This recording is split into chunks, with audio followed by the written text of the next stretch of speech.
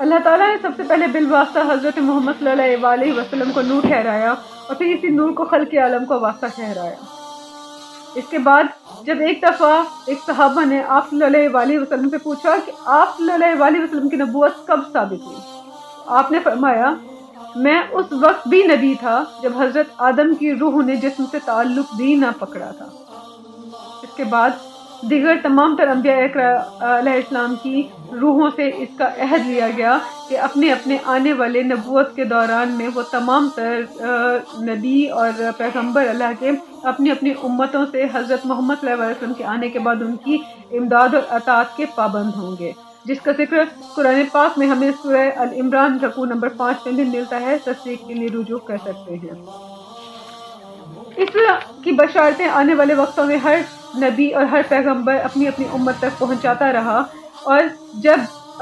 اللہ تعالیٰ نے آپ صلی اللہ علیہ وسلم کو پیدا کرنا چاہا تو حضرت کعب احبار کہتے ہیں کہ حضرت جبریل علیہ السلام کو حکم دیا گیا کہ سفید مٹی لاؤ، پس حضرت جبریل علیہ السلام دہشت کے فرشتوں کے ساتھ زمین پر اترے اور آپ صلی اللہ علیہ وسلم کی قبر شریف کی جگہ سے مٹھی بھر خاک لے کر گئے جو چمکتی دمکتی ہوئی نظر آ رہی تھی۔ پھر اسی مشت خاک کو سفید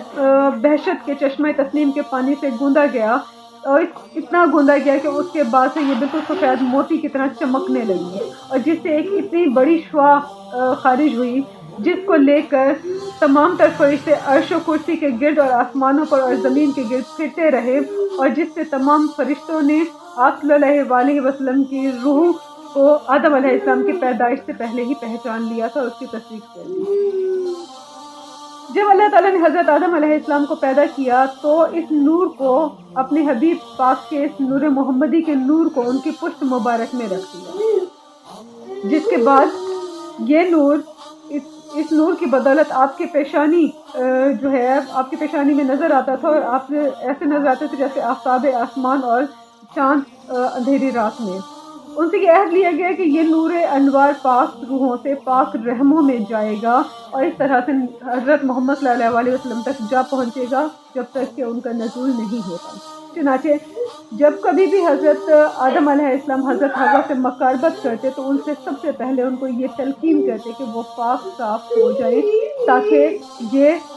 نور ان کے رحم میں منتقل ہو سکے۔ چنانچہ جب حضرت آدم علیہ السلام نے حضرت حوا سے مقاربت کی تو اس دوران میں یہ نور محمدی ان کی پیشانی سے حضرت حوا کے رحم میں منتقل ہو گیا، جس کے بعد ان کی پیشانی چمکنے لگی، حضرت حوا کی پیشانی چمکنے لگی۔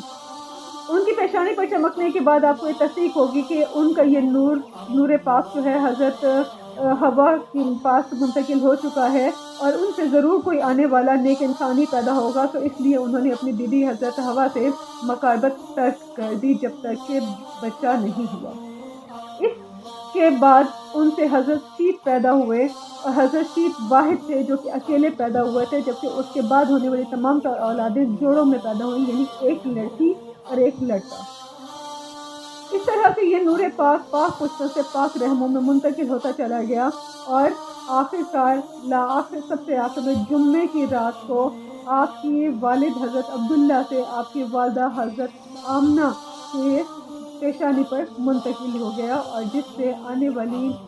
قوم کو آپ صلی اللہ علیہ وسلم کے آنے کی خبر مل گئی۔ آخری نبی حضرت محمد صلی اللہ علیہ وسلم خاتم النبیین کی آمد کی خبر تمام عام و خاص تک پہنچ گئی کہ وہ نبی آنے والا ہے۔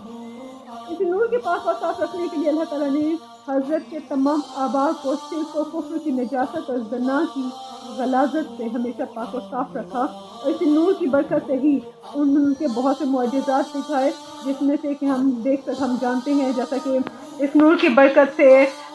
حضرت آدم علیہ السلام کی توبہ قبول ہوئی۔ اسی نور کی بدولت ہی تمام تر فرشتوں نے آدم کی پیدائش کے بعد ان کو سجدہ کیا۔ اسی نور کی بدولت حضرت نوح علیہ السلام کی کشتی کو ڈوبتے ہوئے سمندر سے دریا سے بچایا گیا، اور اسی نور کی بدولت اسی کی برکت سے ہی حضرت ابراہیم علیہ السلام پر آگ ٹھنڈی کر کے گل و گلزار بنا دی گئی۔